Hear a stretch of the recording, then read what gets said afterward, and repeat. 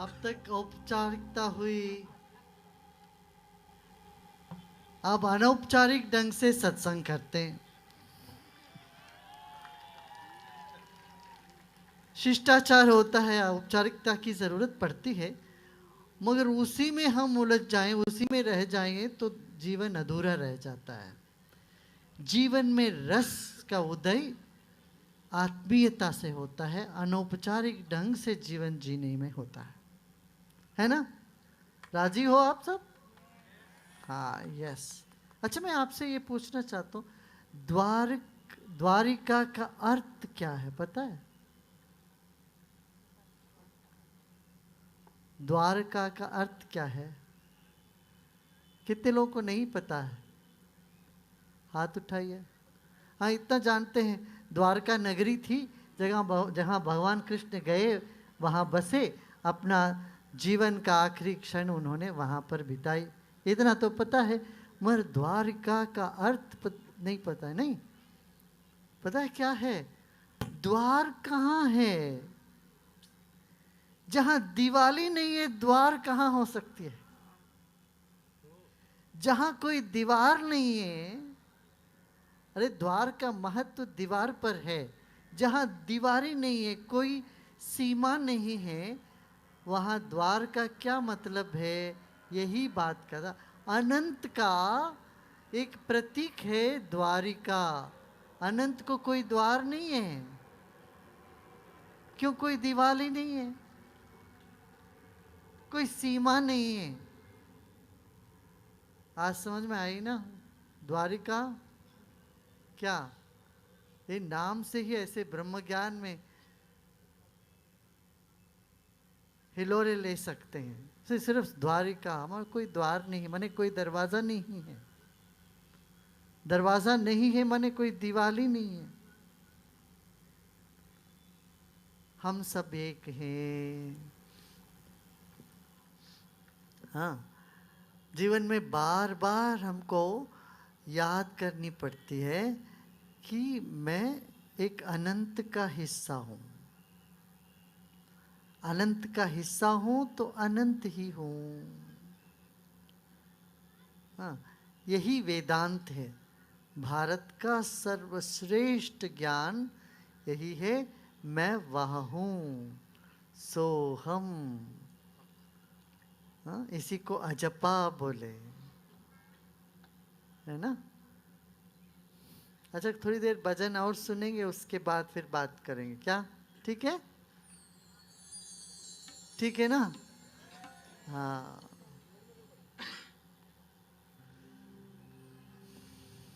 एक दो भजन करते हैं, फिर थोड़ी देर और चर्चा करेंगे।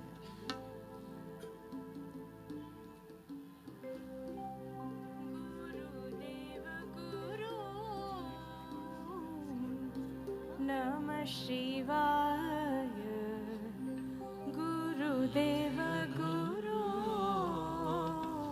नमः शिवाय नमः शिवाय नमः शिवाय शिव। नमः शिवाय नमः शिवाय शिव।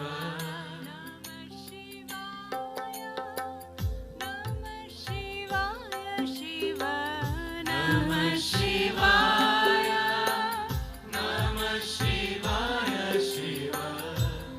गुरु जय जय गुरुदेवा।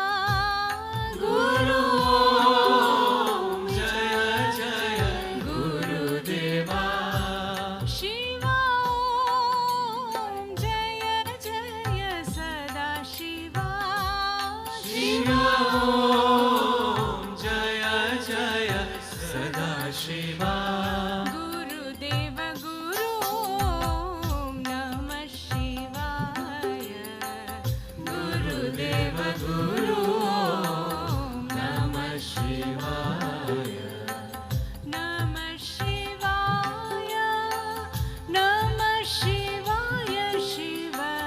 नमः शिवाय नमः शिवाय शिव। नमः शिवाय नमः शिवाय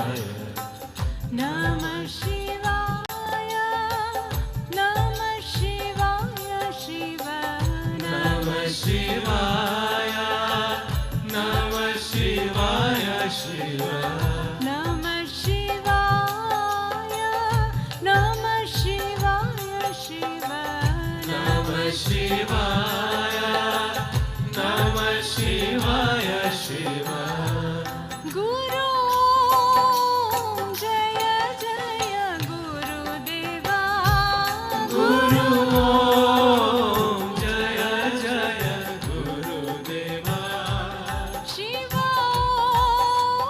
जय जय सदा शिवा शिव ओम जय जय सदा शिव गुरु जय जय गुरुदेवा गुरु ओम जय जय गुरुदेवा शिव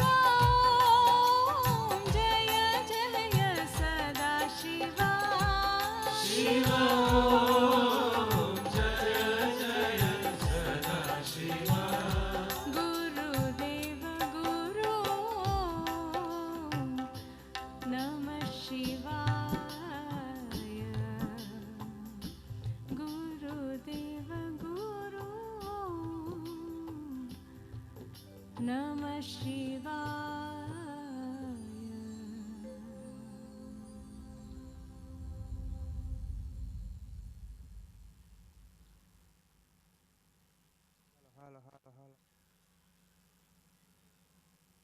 तो आत्मा का द्वार है हमारे इंद्रियां।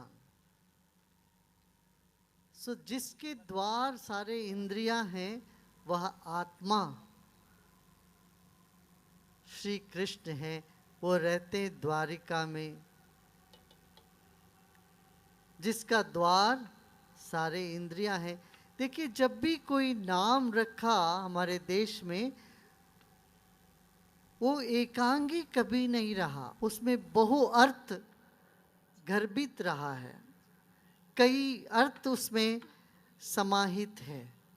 एक देशीय ज्ञान हमने कभी नहीं पेश किया है, प्रस्तुत किया है। ज्ञान में भी कई परत, एक एक परत में जाओ तो कुछ और नई बातें समझ में आएगी, नई चीज़ें निकल आएगी। तो इतना गहर और गंभीर है हमारी संस्कृति, फिर भी बहुत सरल और नित्योपयोगी है। रोज प्रतिनित्य इसको अपना जीवन में उतार सकते हैं, ऐसी चीज़ है। प्रत्यक्ष ज्ञान है।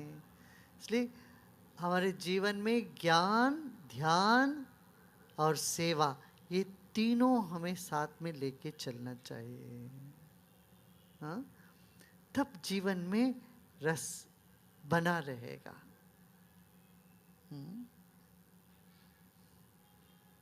है ना?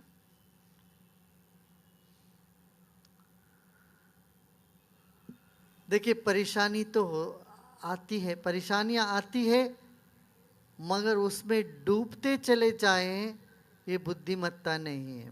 बुद्धिमत्ता का लक्षण यही है, परेशानी से ऊपर उठ जाना और अपनी चेतना को प्रफुल्लित बनाए रखना, पॉजिटिव बनाए रखना, ये बुद्धिमत्ता है। और ऐसे ही जो सच्चे मित्र, पता है कौन होते हैं? सच्चे मित्र का कसौटी ये है, आप अपना परेशानी लेके मित्र के पास जाते हैं, थोड़ी देर बैठ के उनसे बात करोगे, फिर निकलोगे वहाँ से, तब आपको ऐसा लगे कि अरे हमने तो बहुत ज़्यादा समझ लिया था, ऐसा कुछ है ही नहीं, परेशानी नहीं है, ऐसा लगे तो वो सत्संग है, वो अच्छा संग है। यदि आप कोई परेशानी लेके जाते हैं, किसी दोस्त से बात करते हैं, मित्र से, और वहाँ से निकलते वक्त ऐसा लगे अरे मैंने तो इसको कम समझा था, ये तो बहुत बड़ी मुसीबत है, ऐसे लगने लगे, तो ये सत्संग नहीं है, ये सही मित्रता नहीं। ये मित्रता की कसौटी है कि जहाँ जिनके साथ हम बैठते हैं वहाँ से निकले तो और सकारात्मक भावना से और प्रसन्नता से और खुशी से उत्साह से हम निकले तो ये मित्रता सही है। ठीक है ना? इतना याद रखोगे ना आप।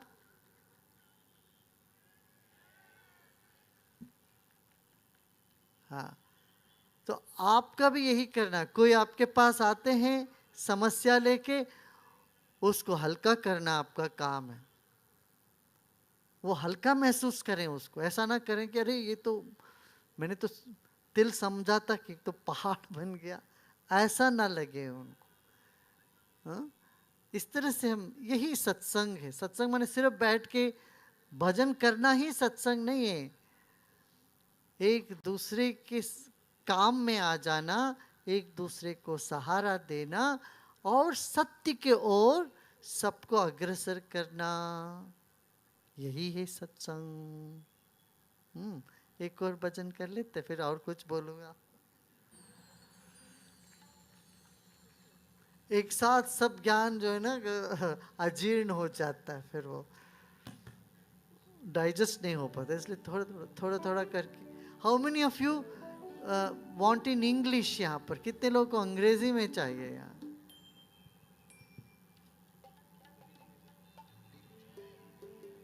हिंदी ठीक है ना? हिंदी ठीक है। वहाँ जो हाथें उठ रही है वो आजू बाजू में अपना ट्रांसलेटर तैयार करवा लीजिए। You can find your own translator next to you. And those who are sitting next to them, उनके बाजू में जो बैठे ना, उनको आप अनुवाद करते जाइएगा। हरि सुंदर नंद मुकुंद हरि नारायण हरि ओम। हरि सुंदर नंद मुकुंद हरि नारायण हरि ओम। हरि सुंदर नंद मुकुंद हरि नारायण हरि ओम। हरि सुंदर नंद मुकुंद हरि नारायण हरि ओम। हरि केशव हरि गोविंद हरि नारायण हरि ओम। हरि केशव हरि गोविंद हरि नारायण हरि ओम। हरि केशव हरि गोविंद हरि नारायण हरि ओम। हरि केशव हरि गोविंद हरि नारायण हरि ओम। हरि सुंदर नंद मुकुंद हरि नारायण हरि ओम। हरि सुंदर नंद मुकुंद हरि नारायण हरि ओम।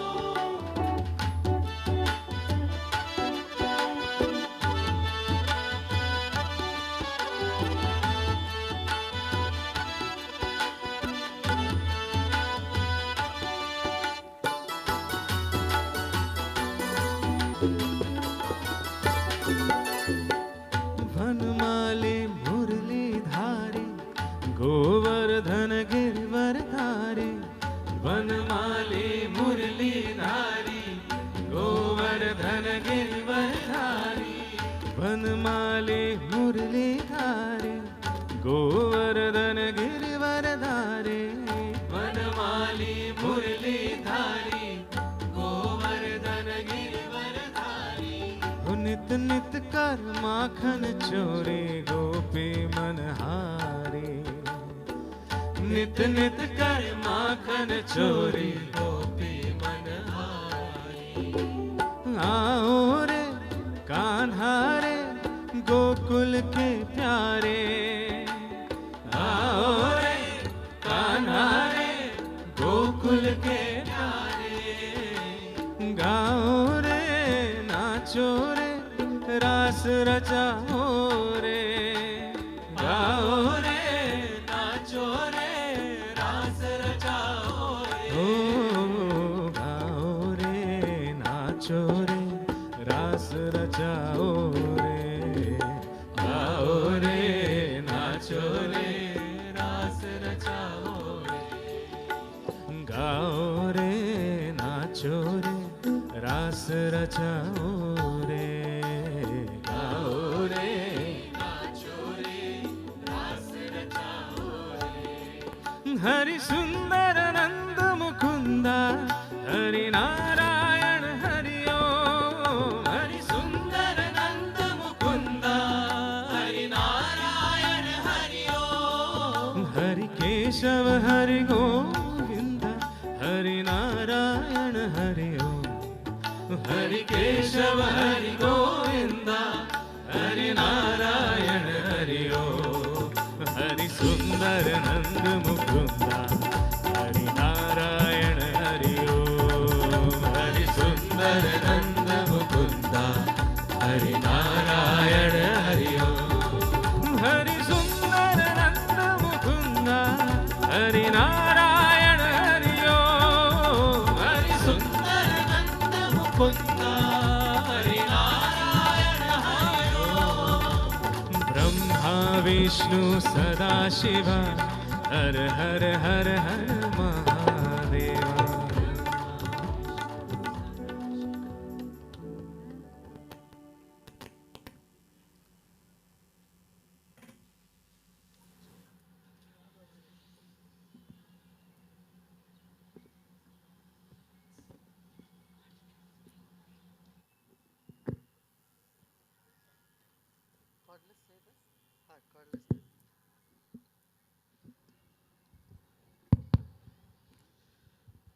कीर्तन होता है ना, सब मिल के गाना चाहिए उसमें। जब गाते हैं एक ही शब्द सबके मन में तरंगित होता है तो एक सामूहिक चेतना बनती है। सामूहिक चेतना वातावरण में जो नकारात्मक भावनाएं भरी हुई होती है उन सबको नल्लीफाई कर देती है, वो सबको मिटा देती है। इसलिए कीर्तन का बड़ा महत्व है। देखिए किसी किसी घर में घुसते तो एक बड़ा पॉजिटिव एनर्जी होता है। कहीं वर्ल्ड हेल्थ ऑर्गेनाइजेशन कैंसर की होगी। इन बीमारियों से हमें बचना हो तो हमें प्राणायाम, योग साधना और कीर्तन करना चाहिए। आपको पता है यहाँ जैसे रेस्टोरेंट्स हैं भारत में जगह जगह हमारे पास, न्यूयॉर्क सिटी में कीर्तन पार्लर्स है। कीर्तन के लिए लोग जाते हैं वहां।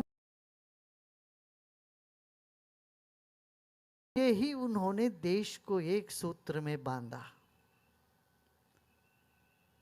भारत को स्वतंत्र दिलाने में सत्संग भी एक अप्रोक्ष रूप में काम किया है।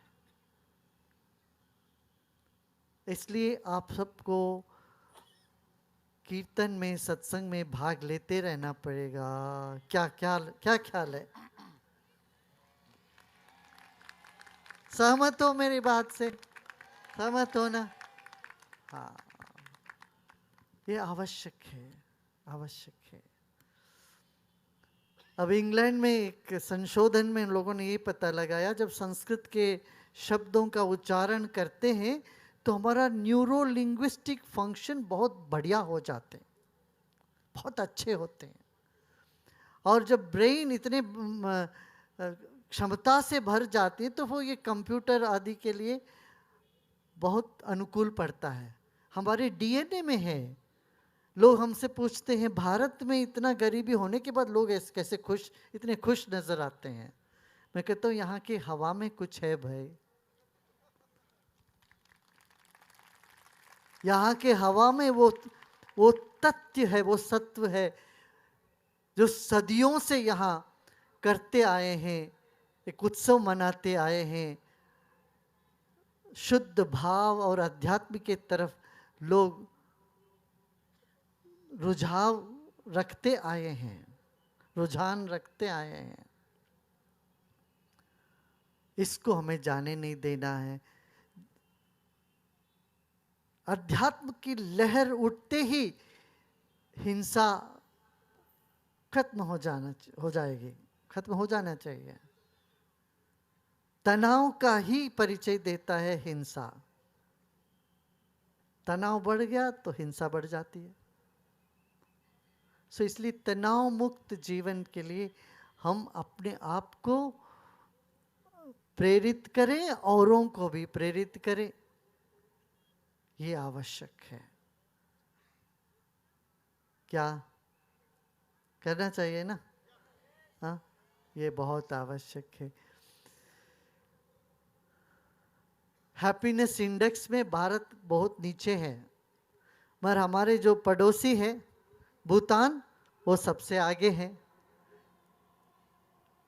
छोटा सा देश भूटान, वहाँ लोग ज़्यादा खुश रहते हैं, भारत में थोड़ा कम, ऐसा आंकड़े बताती हैं। वो आंकड़े कितना सच है ये तो नहीं मैं पूरी तरह से उस पर मुझे विश्वास नहीं है, फिर भी हमारे देश में भी हैप्पीनेस इंडेक्स हमको बढ़ाना पड़ेगा। ऐसा माहौल हम सबको तैयार करनी पड़े। तो ये द्वारिका उपनगरी देश में सबसे अच्छा, सबसे बढ़िया, हिंसा विहीन और हैप्पीनेस इंडेक्स में आगे बढ़े, ऐसा आप सब संकल्प लीजिए आज। इस तरह से दिल्ली के एक एक कोने में हम लोग, एक एक उपनगर, सब एक हैप्पीनेस इंडेक्स को लेके आगे बढ़े, तो माहौल में बहुत बड़ा परिवर्तन हमें दिख जाएगा। हमारे बच्चों के लिए हमें कोई अच्छी माहौल या अच्छा परिस्थिति हमको दे के जाना है। हमें एक अच्छा वातावरण निर्माण करना हमारा कर्तव्य बनता है।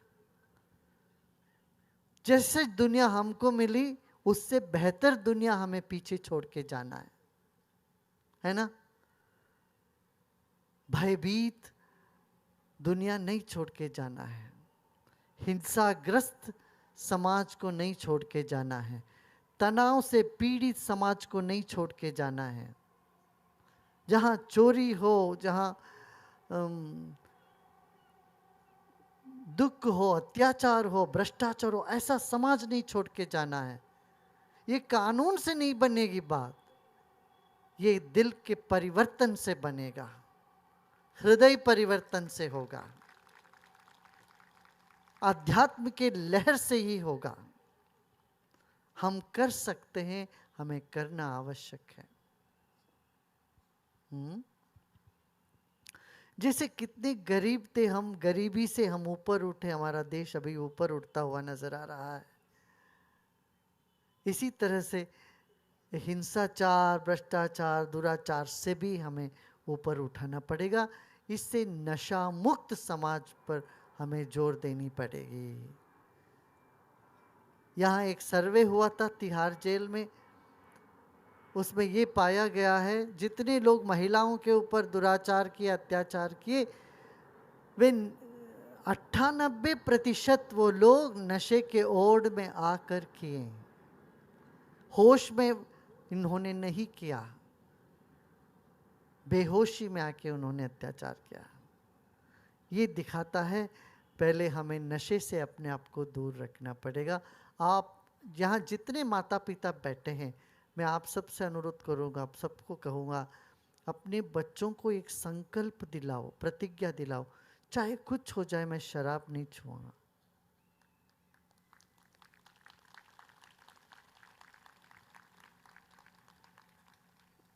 आपको दिक्कत होती होगी, माता पिता चाहते भी नहीं है बच्चे पिए, मगर खुद पीते हैं तो बच्चों में आ ही जाता है वो। बच्चे भी थोड़ा टेस्ट करने लगते हैं पहले, फिर उसमें डूबने लगते हैं। कहते हैं पहले टेस्ट करते हैं, फिर सोशल ड्रिंक करते हैं, फिर सोशल नहीं, फिर ओशन ऑफ ड्रिंक में बदल जाता है वो, उसी में डूबने लगते हैं। अरे भाई, खुशी हो तो भी पीते हैं, दुख में भी, गम में भी पीते हैं। शादी में बिना शराब के शादी नहीं होती कहते हैं, हमने सुना दिल्ली में ऐसा होता है। यहाँ जितने युवा है और युवती है जो आगे शादी करने वाले हो, आप लोग करने वाले हो, आप आज ही प्रतिज्ञा लीजिए हमारे शादी में शराब नहीं बांटी जाए। क्या मंजूर है? सहमत है? वहां पीछे पीछे जो युवा आज आप हमको प्रतिज्ञा करके जाओगे तो फिर होना नहीं है दोबारा। तो शादी, कम से कम शादी में शराब की प्रथा बंद करे, माहौल में बड़ा परिवर्तन आ जाएगा। अरे उत्सव करो भाई, वहाँ नशे में आकर के बेहोश होकर के कैसे उत्सव मना सकेंगे? ये आवश्यक है। ये तब सोशल बातें हुई, स्वच्छ रखना, शराब को दूर रखना, समाज में सेवा में लग जाना, ये सब। मगर इन सब से एक बड़ी बात जिसको कहने के लिए मैं आया हूं आज आपके पास, वो बात एक भजन के बाद बताऊंगा। थोड़ा रुके रहे ना, जाइए मत।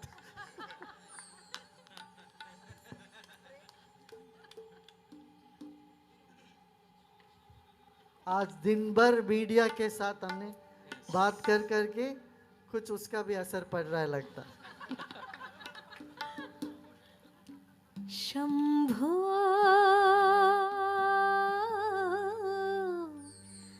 शंभो शंभो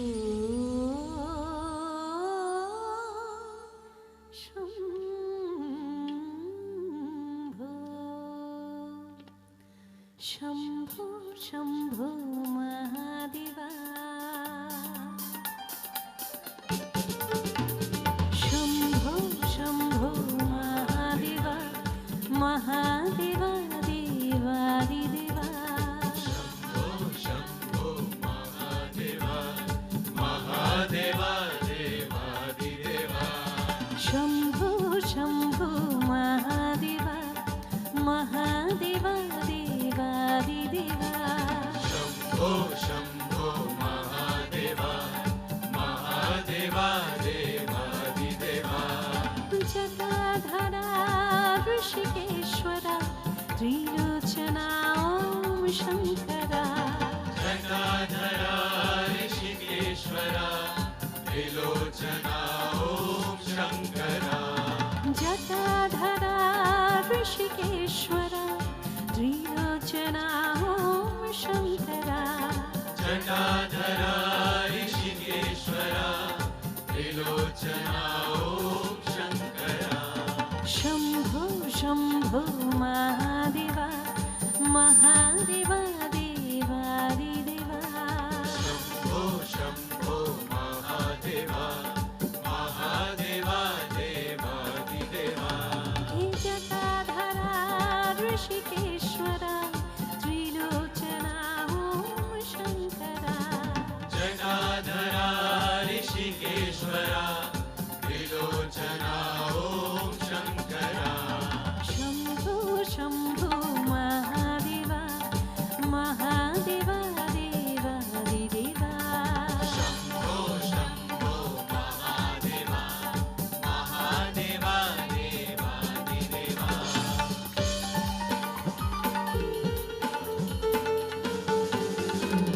महादेवा महादेवा महादेवा देवादिदेवा महादेवा महादेवा महादेवा देवादिदेवा महादेवा महादेवा महादेवा देवादिदेवा महादेवा महादेवा महादेवा देवादिदेवा शंभो शंभो महादेवा महादेवा देवादिदेवा शंभो शंभो महादेवा महादेवा देवादिदेवा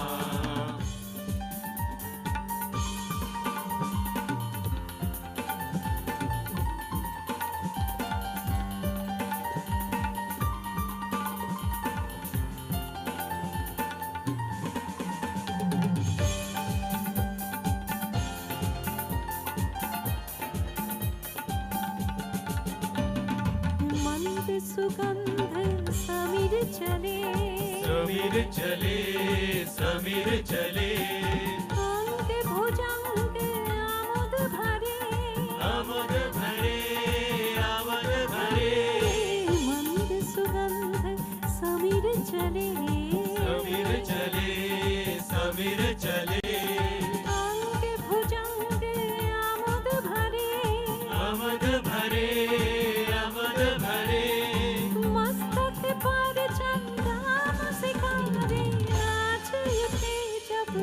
शङ्करा शम्भो शम्भो महादेवा महादेवा देवादिदेवा शम्भो शम्भो महादेवा महादेवा देवादिदेवा हे जटाधरा ऋषिकेश्वरा त्रिलोचना ॐ शङ्करा जटाधरा ऋषिकेश्वरा त्रिलोचना ॐ शङ्करा शम्भो शम्भो महादेवा महादेवा देवादिदेवा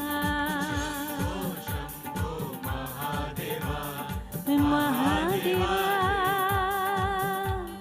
देवादिदेवा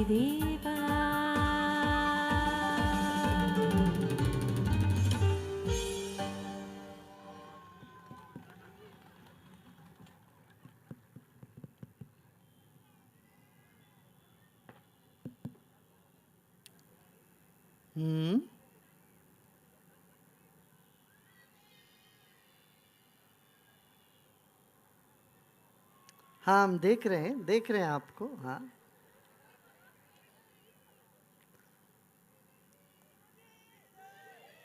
हाँ,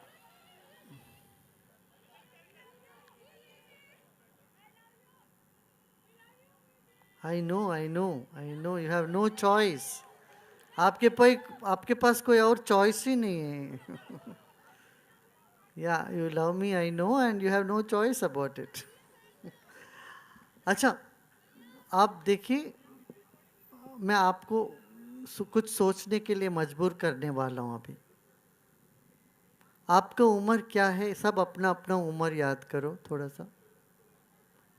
आपका उम्र क्या है अभी याद करो, जो भी है। 25, 30, 40, 50, 55, थोड़ा याद कर लीजिए। इतने साल हुए आप इस पृथ्वी पर आए हुए हैं, उल्टा लटकते हुए आए। अभी तक उल्टा ही लटक रहा।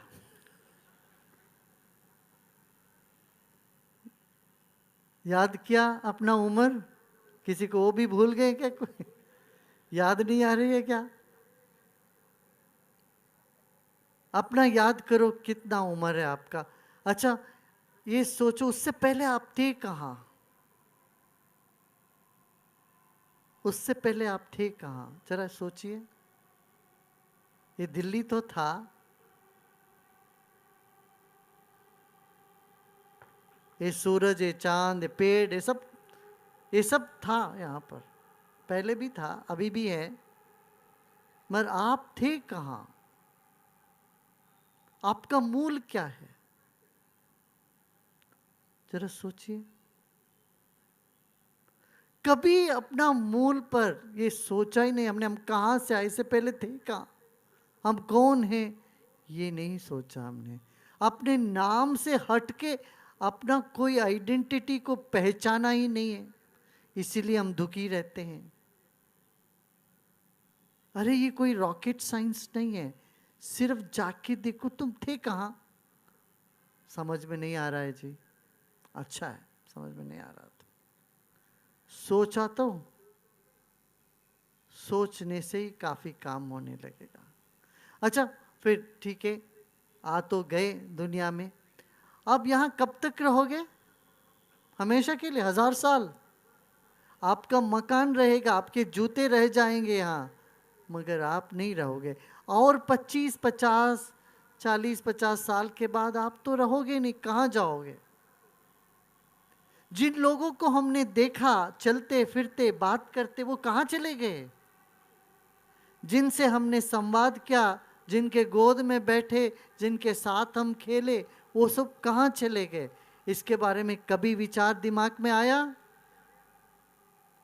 नहीं आया। तो हम मनुष्य नहीं हैं, हम पशु हैं। पशु कभी चिंता नहीं करते हैं, ना चिंतन करते हैं। मनुष्य होने के नाते हमें चिंता भी करनी पड़ेगी, चिंतन भी करनी पड़ेगी। अरे भाई, चिंता करनी हो तो बड़ा चिंता करो ना। दिल्ली का क्या हालत होगी और 50 साल बाद, 100 साल बाद? यहाँ पानी भी मिलेगा कि नहीं, हवा भी मिलेगा कि होगा कि नहीं, हमारे बच्चों का क्या होगा, ये सोचा है कभी? नहीं सोचते। हम छोटी छोटी चीज़ों को लेकर राग द्वेष में किसी को भला किसी को बुरा कहकर यहीं पर गोता लगाते रहते हैं, इसलिए दुखी रहते हैं। यदि हमारी चिंता भी बड़ी हो जाए, जीवन में उत्साह जग जाता है। सुन रहे हो? सुन रहे हो सब? क्या बताया? चिंता करना ही हो तो बड़ा चिंता करो, पूरे मोहल्ले के लिए करो, पूरे देश के लिए करो, तब भी डिप्रेशन नहीं होगा। क्या होगा? उत्साह बढ़ेगी, कार्य करने के लिए एक क्षमता जागेगी हमारे भीतर। हमारा आदि पर ध्यान दे या हमारा अंत पर ध्यान दे, जीवन का एक महत्तर रूप प्रकट होने लगेगा।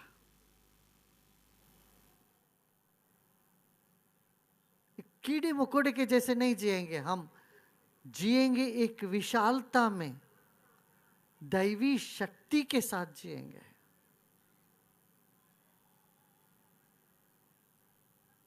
यह चिंतन हमें करना चाहिए। हमारे पूर्वजों ने इसको एक शब्द से कहा, ओम। ओम माने क्या? तुम्हारा सच्चा नाम। जहां से तुम आए हो उस स्रोत को ओम कहते हैं, और जहां तुम जाके विलीन हो जाओगे उस स्रोत को ओम कहते हैं, और जिसमें हम जी रहे हैं उसी को ओम कहते हैं। वो ओम, ओम नमः शिवाय क्या है?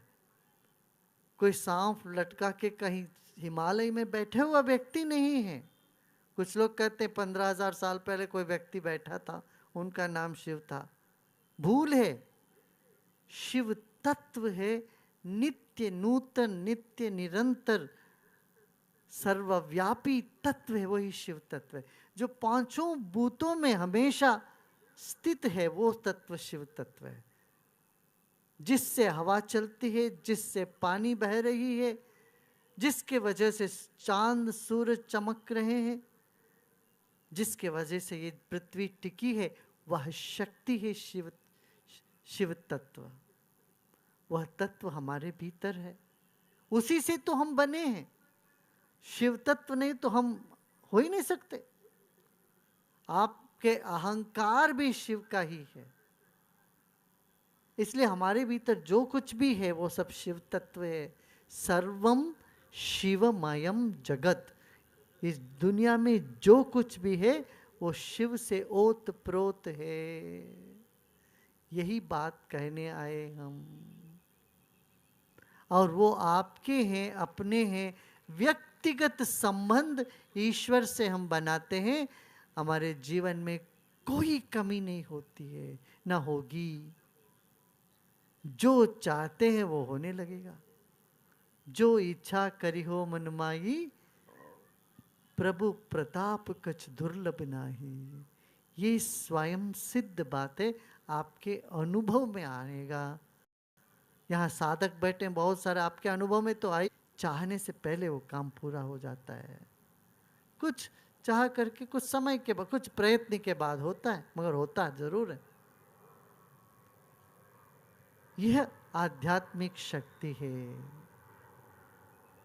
है ना।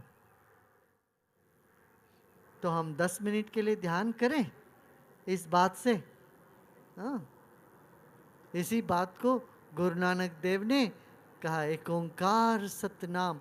सच्चा नाम है ओंकार, वही सच्चा नाम। बाकी सारा नाम, आपका जो भी नाम दिया गया है, ये सब क्षणिक है, मगर एक नाम हर जन्म में हमारे साथ चलने वाली है, हमारा स्वरूप का है।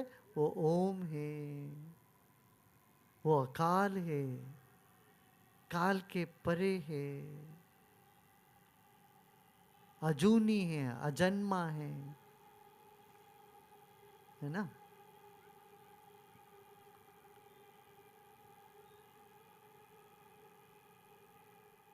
चलिए हम 10 मिनट ध्यान करते हैं, आराम से बैठ जाएं,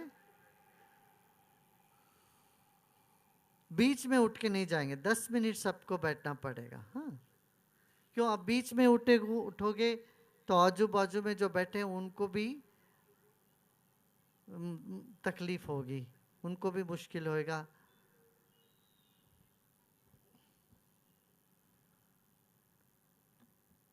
दस मिनट बैठ ही जाएं, बाद में बाकी सब काम तो हो ही जाएगा। ठीक है, सीधा रीढ़ की हड्डी सीधा कर लें। अब एक बार हाथों को झाड़ दें जोर से। जो भी भूतकाल की चीजें हमारे सिर पर भूत सवार है उन सबको झाड़िए।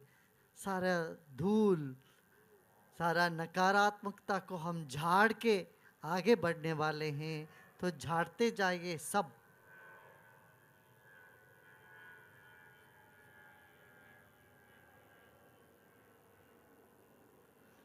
अब रीढ़ की हड्डी सीधा रखें, धीरे से आंख बंद करें। 98% 99% आंख बंद करें, जरा सा खुला रखें जिसमें रोशनी की एक किरण भीतर जा रही है।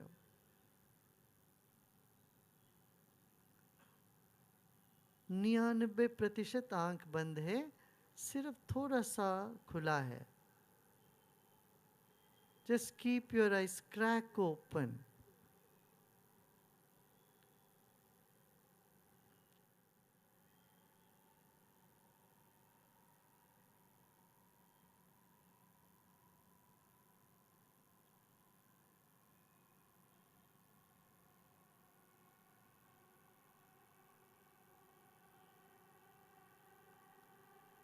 मेट्रो की ट्रेन की आवाज सुनिए।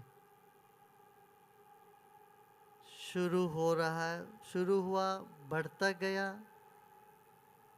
और कम होता चला गया।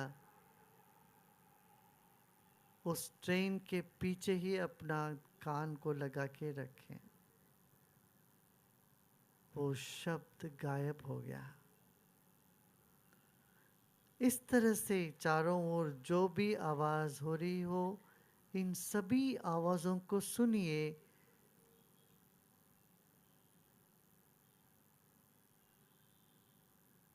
आवाजों में भी 3 डायमेंशन को पहचानिए।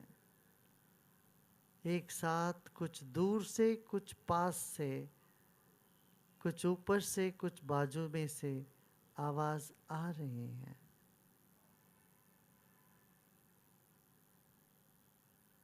जैसे विजुअल 3 डायमेंशन होते हैं, वैसे साउंड में भी, शब्द में भी 3 आयाम होते हैं, 3 डायमेंशंस होते हैं। इसका अनुभव करें इस वक्त।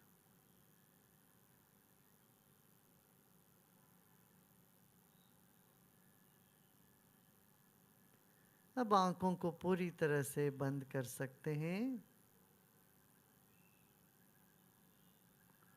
आपके भीतर भी कुछ आवाजें चल रही है, दिल का धड़कन, उसको सुनने की चेष्टा करें।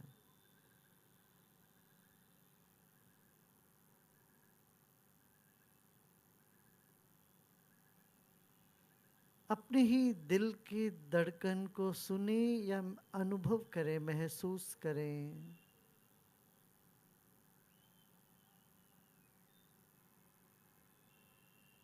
अपने शरीर को अनुभव करें। आपका शरीर प्रकृति से मिला हुआ एक अद्भुत देन है, ईश्वर से मिला हुआ अद्भुत उपहार है।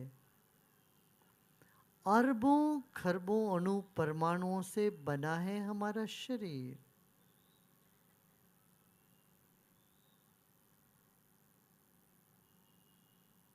Every day some cells are dying and new cells are being born in your body. हमारे शरीर में कई अणु मृत्यु को उपलब्ध हो रही है प्रतिनित्य और नए भी जन्म लेते हुए दिख रही है।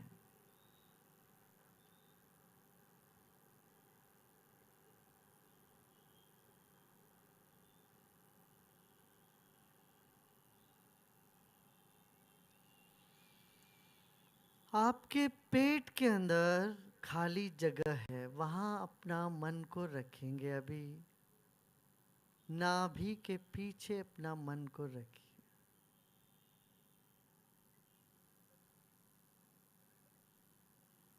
Several layers of skin and muscles, and deep inside your stomach there is empty space. नाभि के पीछे अपना मन को, भीतर मन को रखें।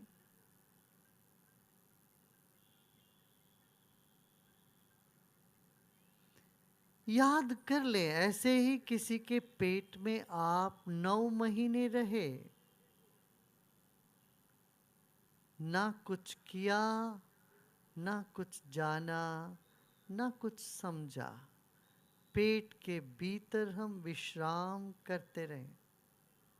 अब हम अपने ही पेट के भीतर अपना मन को रखते हैं, विश्राम करें।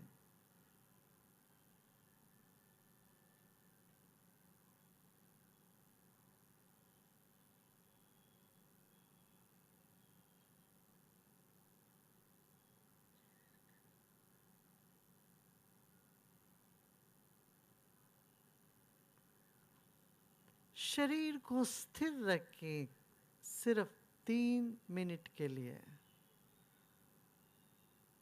जो भी सुखद असुखद संवेदना हो रही हो उनको स्वीकार करें।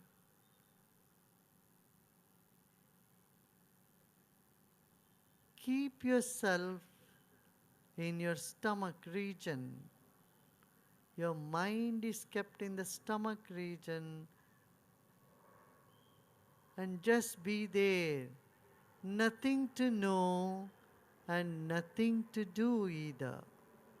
ना कुछ जानना है, ना ही कुछ करना है।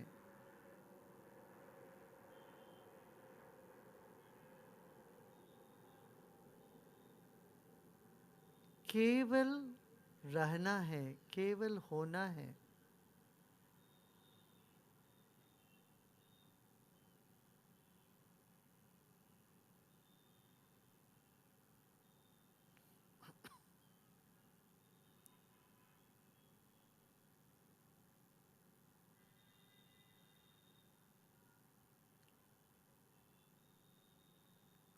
चारों ओर अलग अलग आवाज़ें हो रही हैं।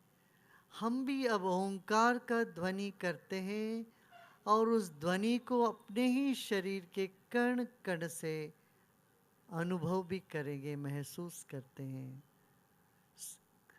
ओम का आवाज़ करते हुए उसको अपने शरीर में वापस लेंगे, सुनते हुए शरीर के कण कण उसको, उसी शब्द को चूस रहा हो, ऐसे भाव रखें। एक गहरी सांस लीजिए।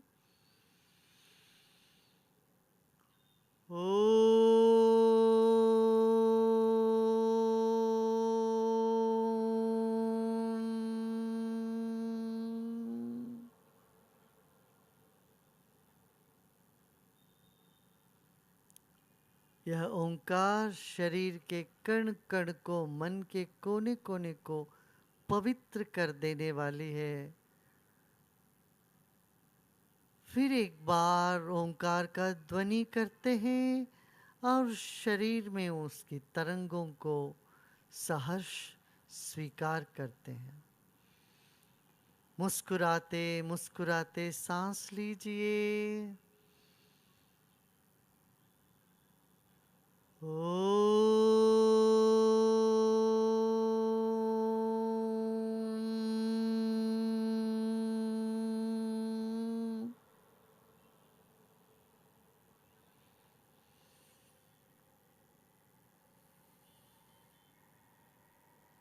ओम प्रेम और आनंद का प्रतीक है। अनंत प्रेम और शाश्वत शांति का नाम ही ओम है।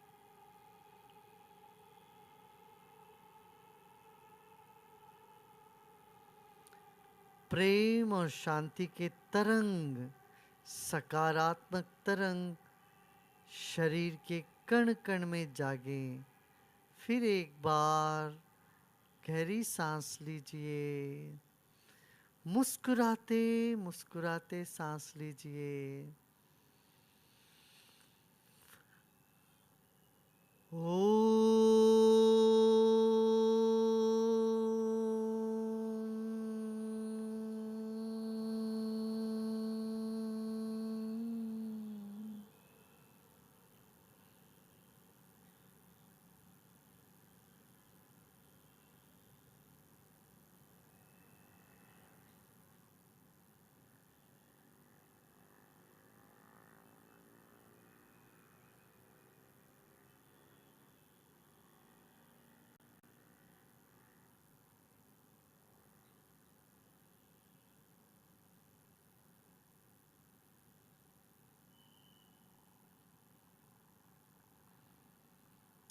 विश्राम करें,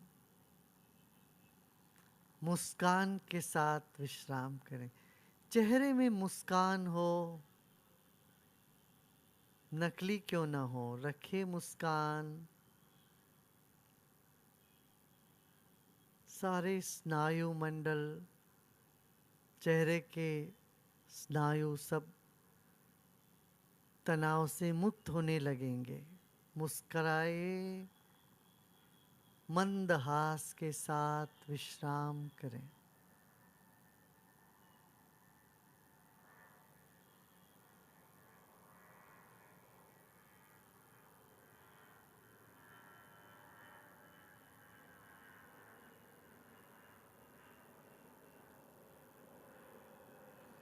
अब धीरे धीरे ये मुस्कान सिर के पीछे के हिस्से पे आने जैसे सोचिए, जैसे आपके सिर के पिछले भाग भी मुस्कुरा रहा हो। मस्तिष्क के कण कण में मुस्कान निकल रहा हो, ऐसा भाव करते हुए विश्राम करें।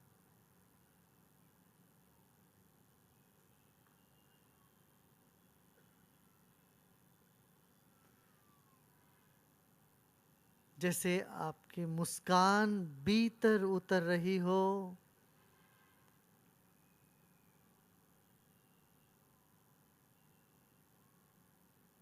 आपके सिर के बीच में से मुस्कान है, वहाँ के हर स्नायु विकसित हो रही है।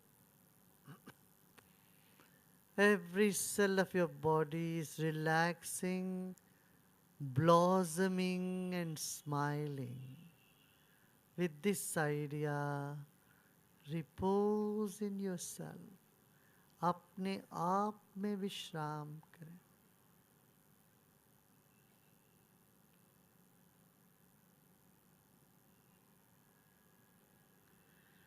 के गले के कण कण में मुस्कान और प्रसन्नता छा रही हो, ऐसा भाव करते हुए विश्राम करें।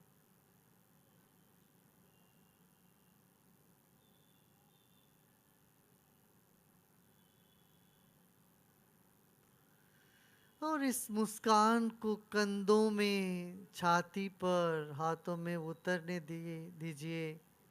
धीरे धीरे मुस्कान भीतर कण कण में उतर रही है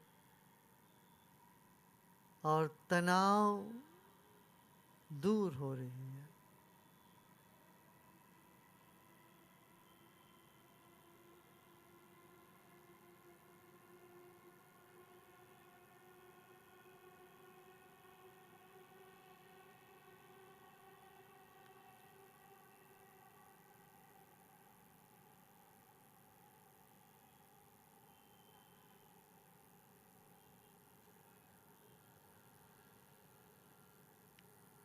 विश्राम करें और विश्राम करें। सब प्रयत्न छोड़कर विश्राम।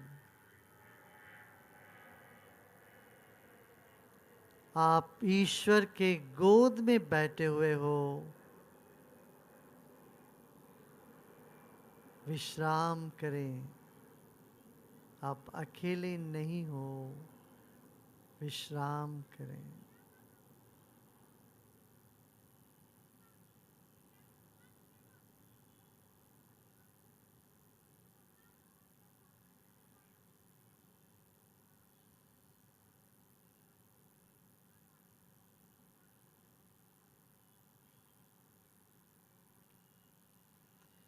मनोबुद्ध्यहंकार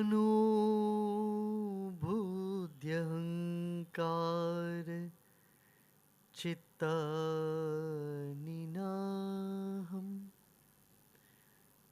न च श्रोत्रजिह्वे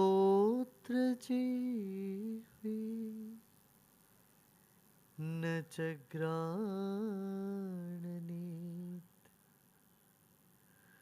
न च व्योमभूमिर्न तेजो न वायुः चिदानन्द रूपः शिवोऽहम् शिवोऽहम् चिदानन्द रूपः शिवोऽहम् शिवोऽहम्।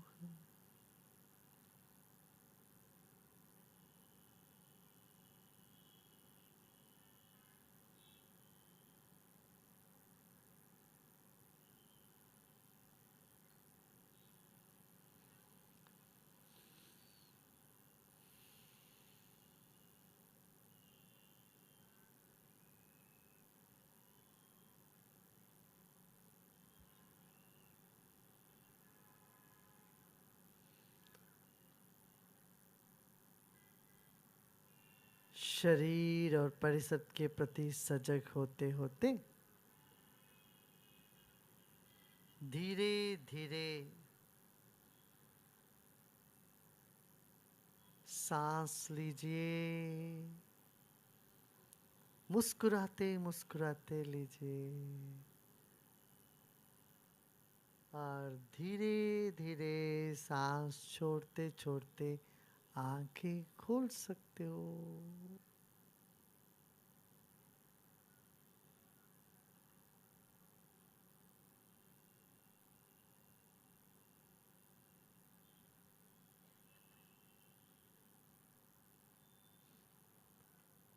अच्छा लगा? कितने लोगों को अच्छा लगा? हाँ, कोई 25 मिनट ध्यान किए हम लोगों ने? हाँ?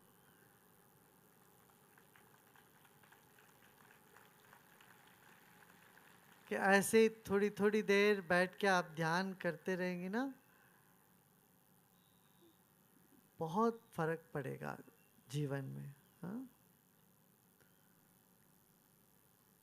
तो मैं समझता हूँ जैसे जगह जगह रेस्टोरेंट होते हैं, भूख लगे तो लोग जाके भोजन करते हैं, ऐसे मन को दुख लगे तो जाके बैठने के लिए आनंद केंद्र होना चाहिए, ज्ञान केंद्र होना चाहिए। ठीक है ना? यहाँ द्वारिका में भी आप लोगों को 2-3 ऐसा ज्ञान का केंद्र करना चाहिए, ज्ञान मंदिर, जहाँ जाके किसी को भी कभी भी कुछ अच्छा ना लगे, कुछ मन मुटापा हो, नाराजगी हुई, किसी से लड़ाई हो, वहाँ जाके बैठो, थोड़ी देर मन शांत हो जाएगा, प्रसन्न हो जाएगा, 2-4 ज्ञान की बातें सुनो, अपनी समस्या का समाधान, वहाँ एक शिक्षक होंगे, काउंसलर होंगे, ट्रेन्ड व्यक्ति होंगे, उनसे बात करो। बहुत सारी बातें हम अपने आप में सुलझा सकते हैं। कोर्टों के लिए काम कम होगा फिर। ठीक है ना? तो आप कितने लोग इस प्रोजेक्ट में लगना चाहते बताओ? कितने लोग चाहते हैं ऐसे एक हैप्पीनेस सेंटर बनाने के लिए तैयार हो? हाथ उठाइए, देखते हैं। देखिए, अरे सब चाहते हैं।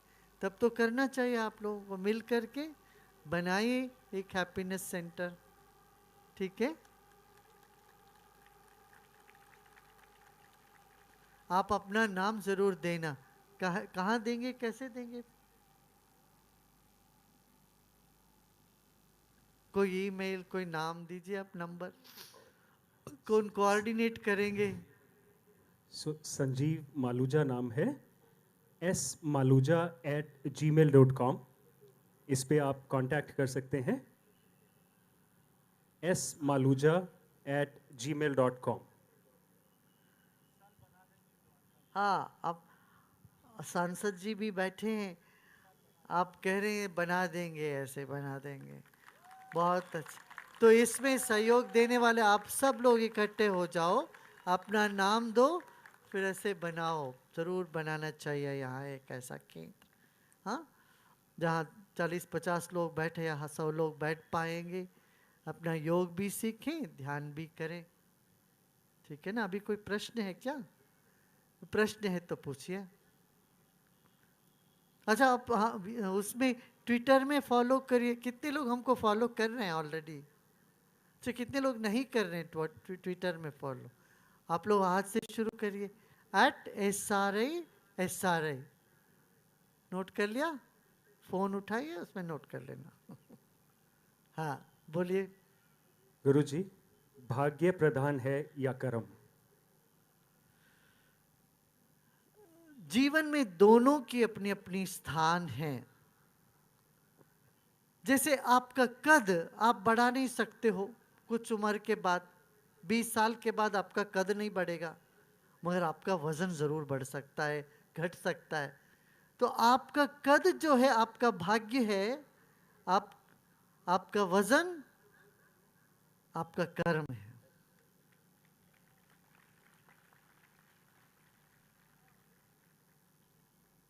गुरुदेव, हम जितना भी अपने बच्चों में अच्छा संस्कार डालने का प्रयत्न करते हैं, बाहर का वातावरण ऐसा है कि बच्चे भटक जाते हैं, ऐसे में क्या करें? इसीलिए आप वातावरण का भी जिम्मेदारी लो। आप बच्चों के जो दोस्त हैं, मित्र हैं, सिर्फ अपने बच्चों पर ध्यान नहीं, बच्चों के साथ जो हैं, उनके इर्द गिर्द के, उन सब का जिम्मेदारी आप लोगे तो प्रभाव पड़ेगा। आपके बच्चों से अधिक प्रभाव बच्चों के दोस्तों पर पड़ता है। इसलिए मैं कहूँगा कि अच्छे माता पिता होने के पहले आप एक अच्छे अंकल आंटी तो आपको बनना पड़ेगा।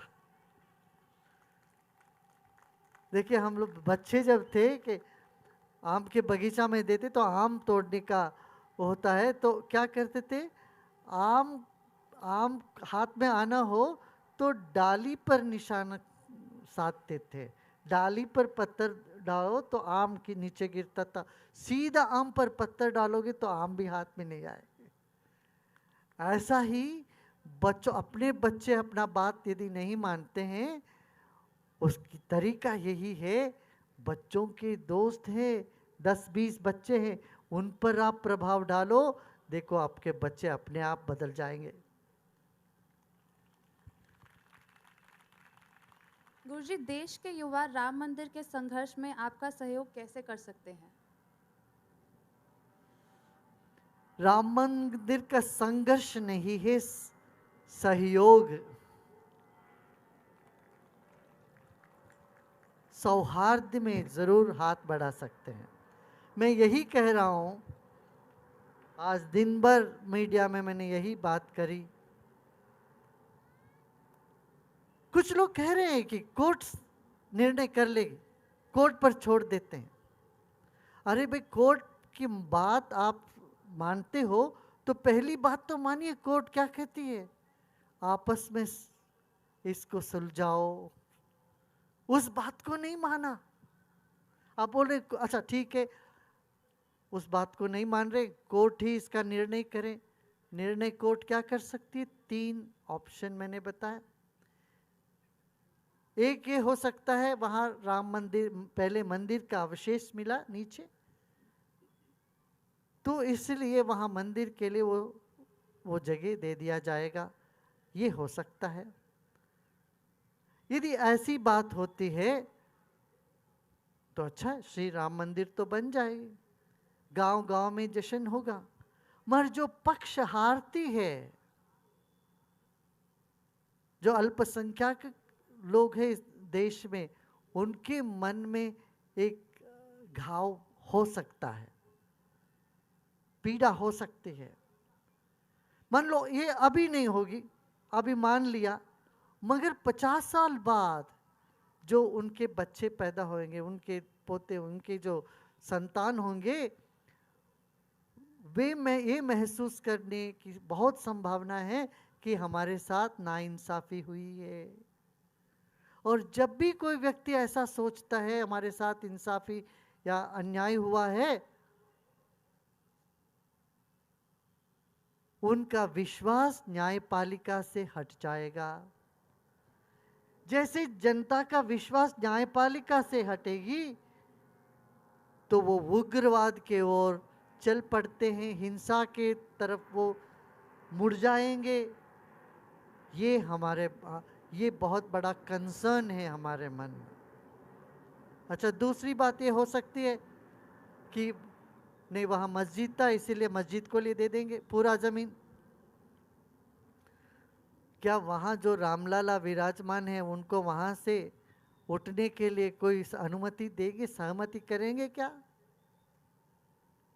यहाँ बैठे हुए कोई चाहेंगे वहाँ से रामलाला का मंदिर हट जाए? कितने लोग नहीं चाहेंगे ऐसा हो? भारत के 100 करोड़ जनता नहीं चाहती है वहाँ से मंदिर हटे, वो मंदिर बनेगा।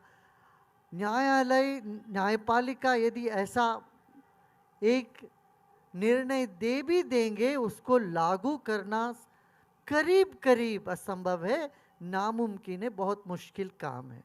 रक्तपात के बगैर ये काम हो नहीं सकता।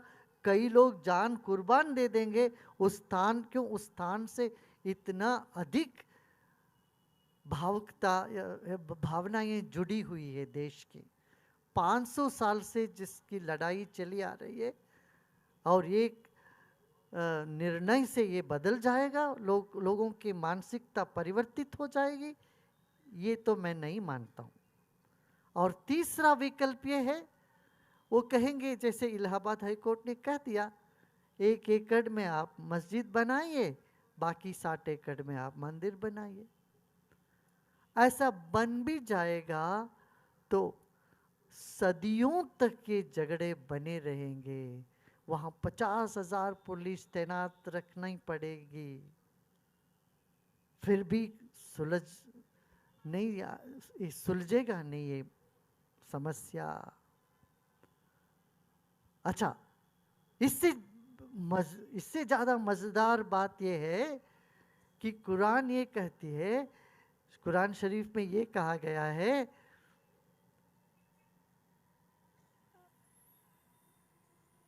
विवादित स्थान पर नमाज कबूल नहीं होती है, वहाँ नमाज पढ़ी नहीं सकती है। अब इससे ज़्यादा विवादित स्थल कौन सा है देश में? और इस स्थान पे मस्जिद बना भी देंगे तो वहाँ कोई नमाज पढ़ेंगे ही नहीं, पढ़ी नहीं सकते हैं, वो कबूल ही नहीं होगा। और वहाँ के स्थानीय मुसलमान ये कह रहे हैं हमसे, यहाँ तो 22 मस्जिद है गुरुदेव, हमको यहाँ मस्जिद दूसरा एक और 23वीं मस्जिद की आवश्यकता नहीं है। तो हमारा ये सल्यूशन था, हमारा ये इसका समाधान था, मुस्लिम समुदाय एक उपहार के रूप में वो 1 एकड़ ज़मीन हिंदुओं को दे दें, और हिंदू समुदाय 5 एकड़ ज़मीन मस्जिद बनाने के लिए कुछ, या अस्पताल जो भी उनको बनाना, कॉलेज जो भी बनाना, उसके लिए दे देंगे थोड़ी दूर पर। और एक पलकनामा लग जाएगा, हिंदू और मुस्लिम के सहृदयता से ये भव्य मंदिर बनाए, और आने वाले पीढ़ी दर पीढ़ी सदियों तक ये झगड़े खत्म हो जाएंगे। गांव गांव में जश्न मनाया जाएगा। हमने ये भी कहा इस देश में 10 लाख राम मंदिर है। और एक एक मंदिर में जश्न होगा जब राम मंदिर, राम जन्मभूमि की विवाद समाप्त होगा। उस वक्त वहाँ स्थानीय इमामों को बुलाएंगे, स्थानीय अल्पसंख्यक लोगों को बुला के उनको भी सम्मान करेंगे, दोनों मिलके जश्न मनाएंगे, पूरे देश में एक उत्सव का माहौल बन जाएगा। कितना अच्छा होगा ये बात। नहीं, कुछ लोग संघर्ष बनाए रखना चाहते हैं, इसलिए वो चाहते नहीं हम मानेंगे नहीं, 1 इंच जमीन नहीं देंगे। ये डायलॉग आपको किसी का याद दिलाता है क्या?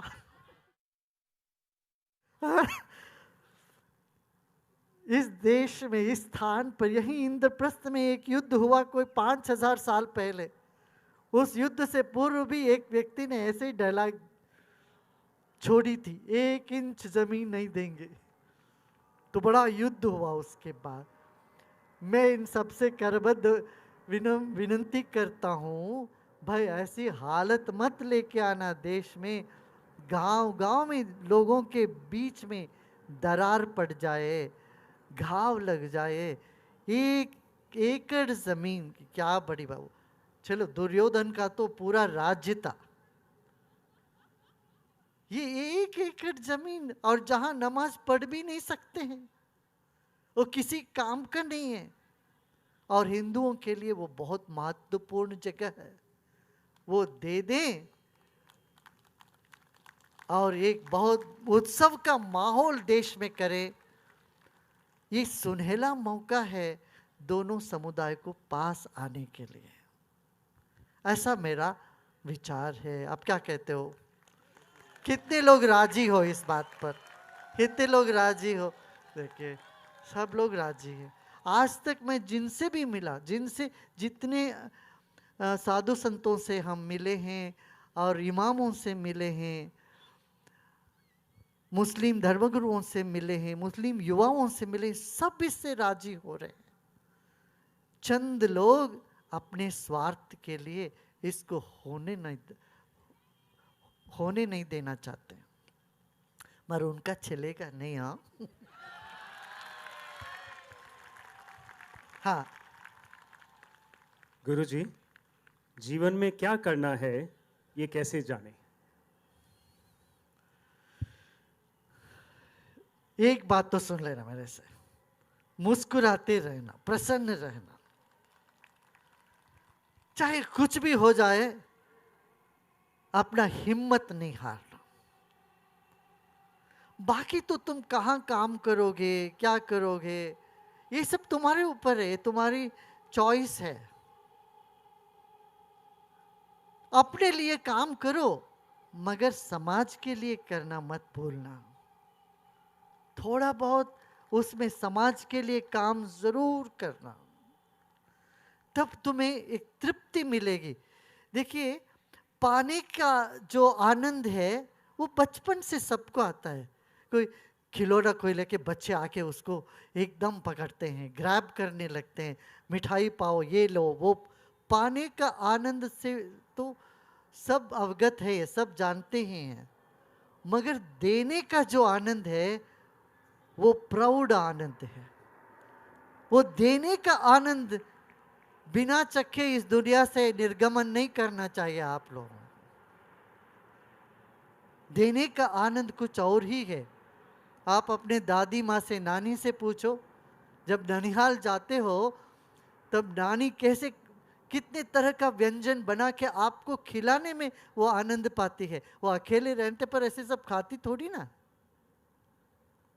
सही है कि नहीं? माताएं ऐसे करते हैं, घर में बच्चे आते हैं तो उनको खिलाने में एक आनंद मिलता है। यहाँ बड़े लोग बैठे, देखिए इन सबको दूसरों का काम करने में जो आनंद आता है उसका कोई साथी नहीं है। यहाँ विंदेश्वर पाठक जी बैठे, ये बताएंगे इन्होंने कितने सारे महिलाओं को, विधवाओं को अपना जंजीर से मुक्त कराया। मथुरा वृंदावन में एक और दिल्ली में शौचालय, कितने शौचालय बना के लोगों को एक गौरव और गर्व, अपने प्रोफेशन के प्रति एक गर्व आ जाए उनमें, ऐसे ये काम किया। ऐसे ही बहुत लोग हैं यहाँ पर, यहाँ सभा में बहुत बैठे हैं, बहुत अच्छे अच्छे काम कर रहे हैं। इनके निदर्शन पर चलें। हम भी सब व्यक्ति अपने अपने मोहल्ले को साफ रखना, अपने अपनी सड़क साफ रखने में हम लग जाएं। वॉलंटियर फॉर बेटर इंडिया, इस मूवमेंट से जुड़ जाओ। इसका मतलब क्या है? एक दिन में 1 घंटे में देश के लिए देता हूं, ये प्रतिज्ञा कर लीजिए आज। एक हफ्ते में 7 घंटे समाज सेवा के लिए रख दो, और शनिवार और रविवार को 3-3, 3.5 घंटे उसमें बिताओगे। जो स्लम्स है, वो गरीब मोहल्ले है, गरीब इलाके हैं, आसपास के गांव हैं, वहाँ चले गए, मंगोलपुरी चले गए, आसपास के कोई स्लम में चले गए, वहाँ के लोगों से बातचीत किया, उनको एक अपनापन महसूस कराना शुरू करिए, तो देश में हिंसाचार, भ्रष्टाचार, दुराचार, ये सब कम होने लग जाएगा। महेश गिरी जी ने यहाँ एक पहले किया था ईस्ट दिल्ली में। आपने 1000 जो अपराधी तत्व है पुलिस थाने से, उन सब का लिस्ट निकलवा करके उन सब को शिविर कराया।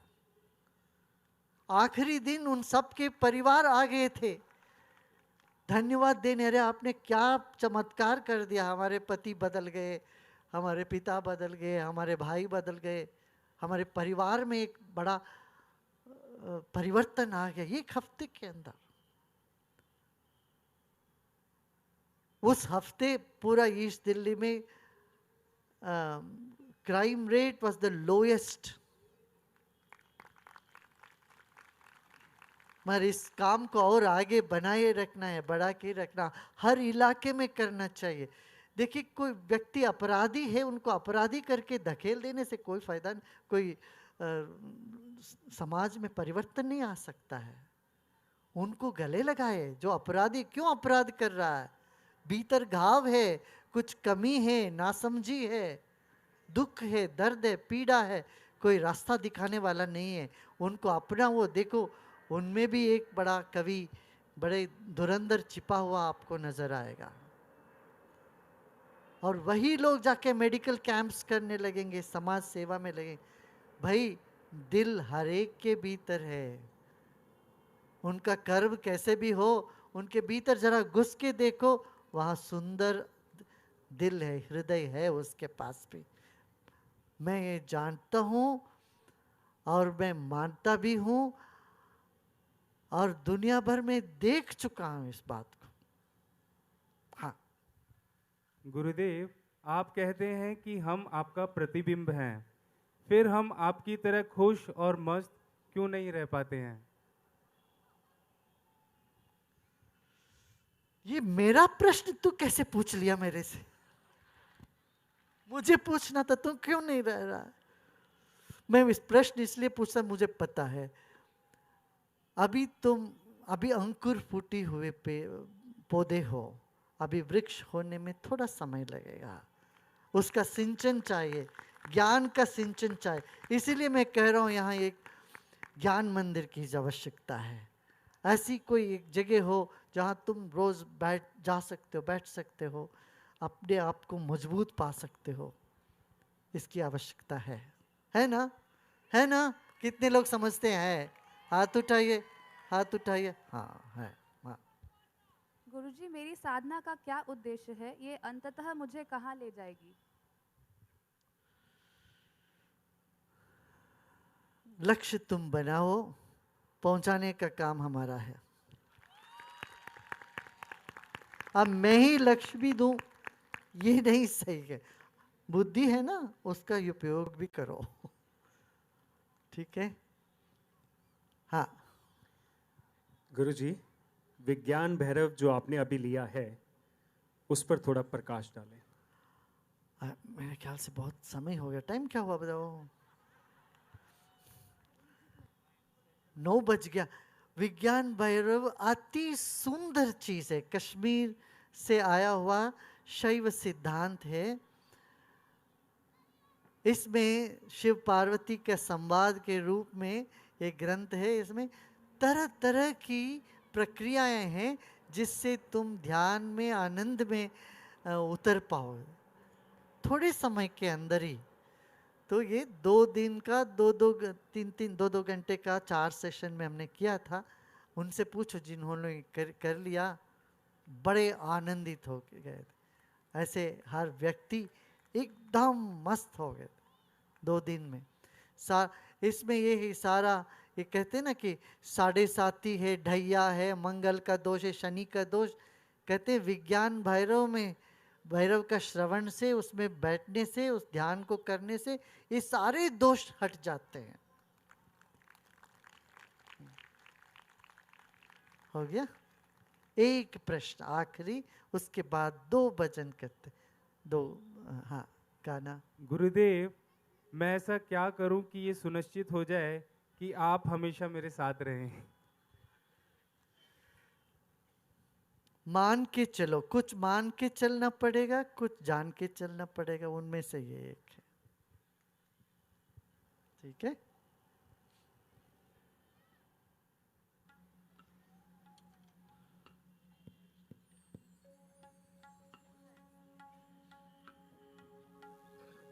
और कुछ?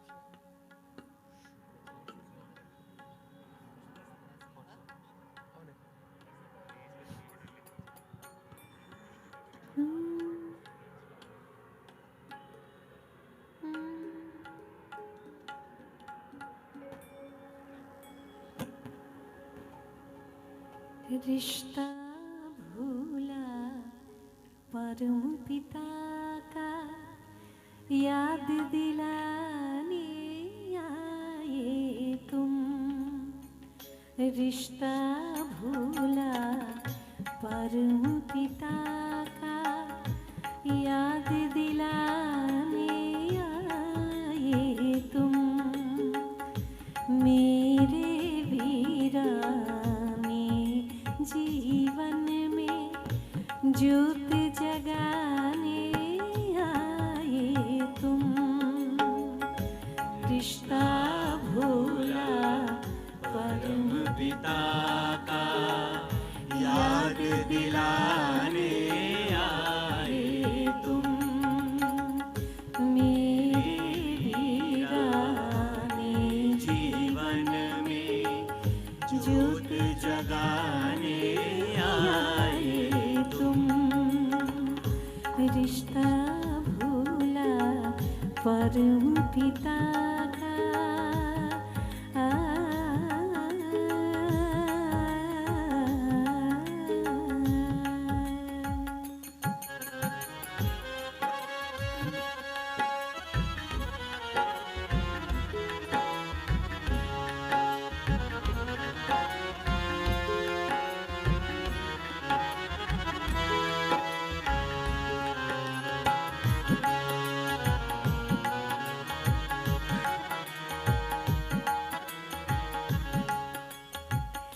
जीवन दीपक बुझा बुझा सा, गति भरी तुमने आकर।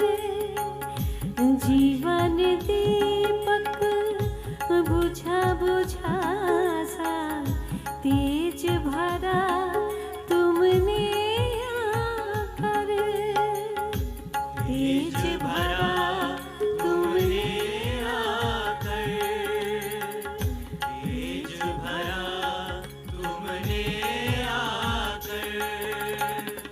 जीवन निर्झर रुका रुका सा, गति भरी तुमने आकर। गति भरी